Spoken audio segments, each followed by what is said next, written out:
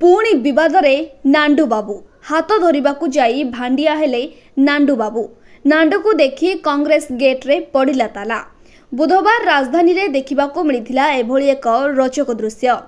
तुलसी गणनाट्य मालिक अनंत नारायण धल ओरफ नांडू बाबू कांग्रेस रे सामिल हेबाकू तांकर शह शह समर्थक को धरी पहुंची थिले कांग्रेस भवन आगरे। महामिश्रण पर्व रे सामिल हेबाकू सजबाज होई आसिथिले।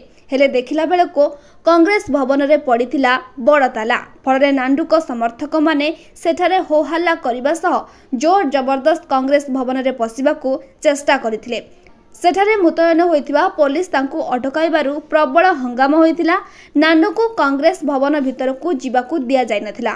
नांडू धळंक कहिबा अनुसार कांग्रेस दल रे मिसिबे बोली तांकू पीसीसी सभापति 15 तारिख समय देथिले, किंतु परवर्ती समय रे गणमाध्यम रे कहिथिले जे एनै चिंता करा जाउछि, परे परवर्ती समय रे जणाई दिया जिवो।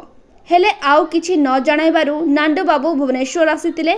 से आहुरी मध्य कहिथिले जे कांग्रेस दल रे आगरु रहिछंती, से केवल तांको समर्थक माननकू कांग्रेस दल रे मिसाइबाकू आनिथिले, किंतु तांको कांग्रेस भवन भितर को जिबाकू अनुमति मिलिला नाही। तेणु से निज समर्थक को नहीं दिल्ली जिबे एवं राहुल गांधी को भेटी अवगत कराइबे बोली चेतावनी मध्य देइछंती। सेपटे नांडू को एभली मंतव्य परे भक्त दास तांको दल रे शामिल करिबेनी बोली रोकठोक मना कर देइछंती। से स्पष्ट भावे कहिछंती जे नांडू जने अपराधी चरित्रर व्यक्ति, तेणु से कांग्रेस सदस्य होई परिबे नाही। जदि राहुल गांधी को पाखकू जाई परिबे जांतु, किंतु मु तांको ग्रहण करि परिबे नाही बोली सफा सफा सुनाई देइछंती।